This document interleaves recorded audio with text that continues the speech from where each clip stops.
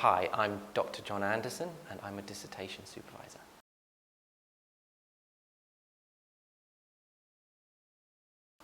After students have written their literature review, they might think logically, oh, I'm going to go to my analysis now, or I could go logically through the thesis and actually write the methodology chapter next.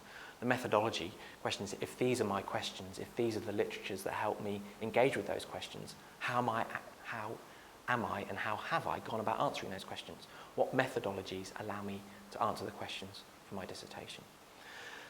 Again, that's sometimes quite a daunting thing to think about, but it's where the Developing Research Methods module can help us.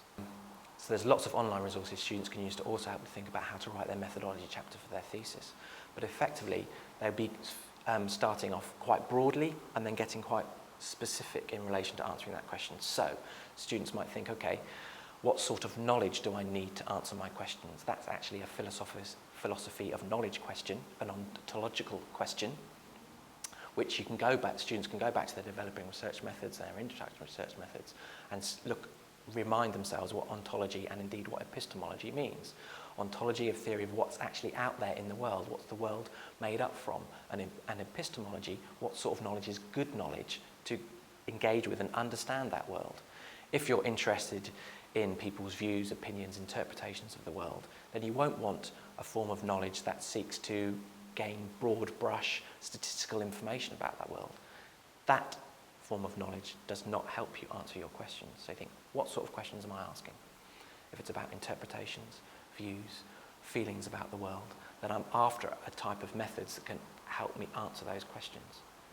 So students will be thinking about what ontological and epistemological position they're going to take, whether they're going to take quantitative or qualitative methods, or indeed a combination of the two. And then underneath that level, we'll be thinking, okay, what specific qualitative methods or what specific quantitative methods?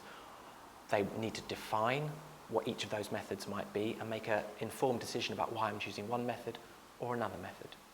Then they might explain in practice, how did I use that method? Who did I talk to?